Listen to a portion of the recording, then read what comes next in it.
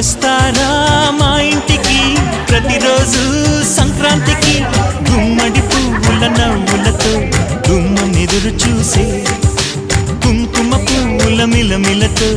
ఇంద్రధనుసు విరిసే